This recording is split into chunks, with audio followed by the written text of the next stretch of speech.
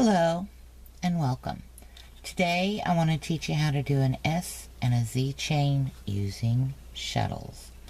On the red shuttle we have red thread. Green shuttle we have purple thread. Now the first chain that we are going to do is an S chain. Alright? The reason being is because S chains are more common. Z chain is used more commonly for a Josephine chain. They're both Josephine chains. In your older patterns, the Z chain is the chain of choice. Okay? In today's patterns, we use both.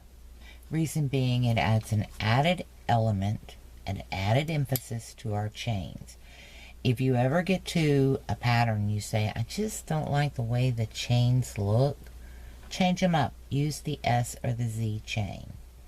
So today I'm going to show you how we do that. First and foremost, what we do is we wrap our hand as if we're going to make a chain. The S chain is done using the second half of the double stitch only. We do not flip our stitches. We're wrapping our stitches on our chain. Okay? That is also called encapsulation.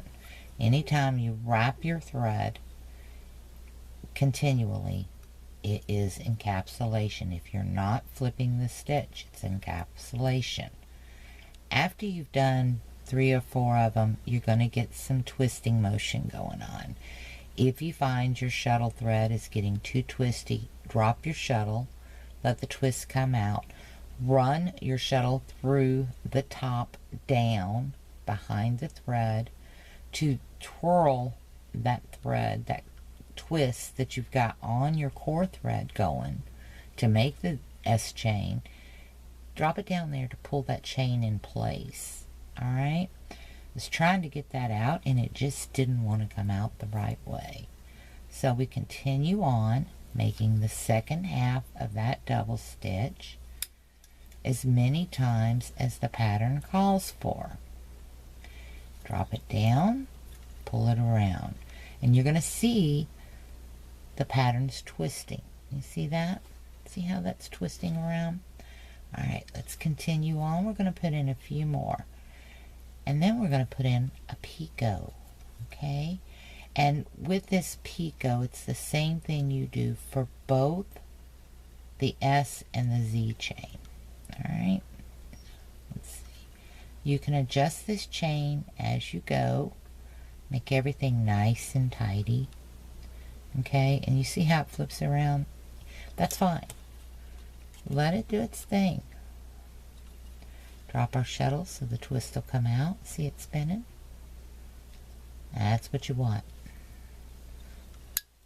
Normally, I wait until it's finished spinning before going on. But if I do that, we may be here a while. And I don't think y'all want to watch a 30-minute video of a shuttle spinning. Alright, now, we've got some stitches in here. We need a picot. In order to put a picot in on a chain like this, you have to put in a full double stitch. But you also have to make sure you flip that stitch. This is where you're going to flip it. So if you're doing this, make sure the color of the picot or the picot that you want is the right color. Keep it one solid color. Put in your double stitch, put in your picot, and a second double stitch. And you see how it changes the color of the picot. Then go back and do the wrapping of the thread again. What that's going to do is start that S chain all over again. Alright? Oops, I flipped that stitch. We didn't mean to. We do not want a picot there. You follow the instructions, and the instructions in your pattern will normally say first or the second half of the double stitch. Whatever the instructions say, that is what you do. Okay? So, I'm going to lay this down here so you can see how the S chain gets its name. You see how this little bumpy part is going to the right on that on this cord, that is the same direction as this line right here on the S. Now on the Z chain, the bumpies are going to go the opposite direction. So let's put in about 3 double stitches to break these two apart, okay? 1, 2, and 3. Now we've got a good separation. Now to do the Z chain, it is the first half without being flipped. And I flipped it. You have to pay mind.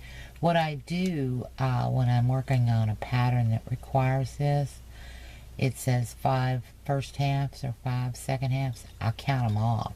And the way I count them off, I say 1, don't flip.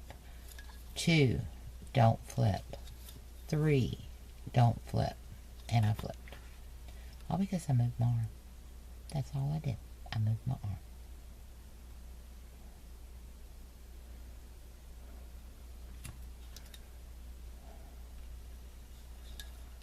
Okay. We're on 3, don't flip. 3, don't flip. 4, don't flip. 5, don't flip. 6, don't flip. If you're going to run that around, come up from the bottom, pull on it, pull it around, pull that twist on in, okay? And you'll see it's starting to curve. Let me get some more ball thread. This normally would be attached to a ball. Today it is attached to a shuttle. Now we're going to go 1, don't flip. 2, don't flip. 3, don't flip. I'm off the camera. Sorry about that, guys. 4, don't flip. 5, don't flip. 6, don't flip. Okay. Run it up. Bring it around. Okay. Now you can see that twist. Now we're going to put a picot in here.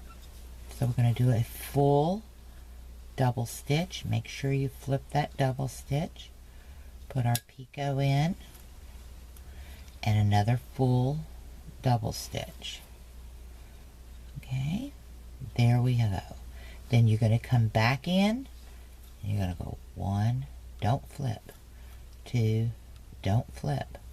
3, don't flip. Okay, and continue on. Now I'm going to lay the Z chain next to the Z. Remember, this purple part right here was our divider. See how that's curving the same direction as the Z chain. See it? And there you have it. An S and a Z chain. So I hope you've learned something today. I hope this helped you add a little more fancy elements to your tatting. Try it. You're going to like it. Until next time, thank you so much for watching. Have a wonderful day and happy tatting.